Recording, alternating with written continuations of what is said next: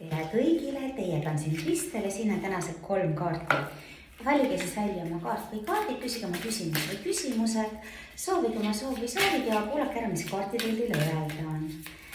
Esimeses kaardiks täna kukkus välja mõõkade 8. Mõõkade 8 on kammitsetuse kaart, selline kaart, kus te tunnete, et te olete kinni ja olukorrast ei ole olemas väljapääsu. Tegelikult see väljapääsmatu olukord on teie peas.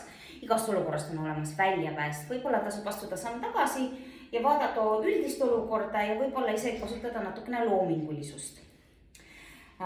Teise kaardi kukkus välja saaten ja tõenäoliselt te tunnete, et teil ei ole väljapääsu, kuna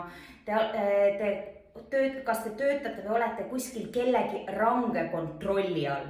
Ja te tunnete, et teile absoluutselt puudub vabadus ja te ei saa sealt ära.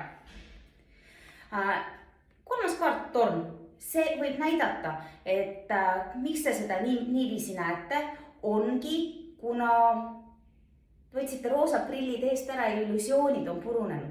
Te näete, kuidas teiega manipuleeritakse, kuidas teid kontrollitakse, mis selle asja tagamaad on ja kui vähe teil tegelikult liikumisruumi on.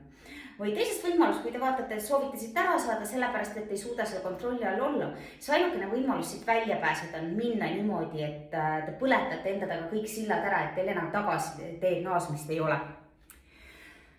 Võt sellised kaardid meile tänasesse päeva, homsete kaartidega näeme juba homme.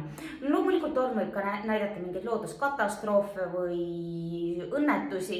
Olge ettevaatlikud tee peal. Ärge kiirendage, võib tulla liiklusõnnetus või võite saada suure trahvi. Ei ole just kõige parem kaart selles suhtes, et siin on võimuorganid, siin on õnnetus ja siin on väljapääsmatu olukord, et ärge tehke midagi, mida te tegema ei peaks. Sellised kaardid meil tänasesse päeva, homsete kaartidega näeme juba homme. Tšau!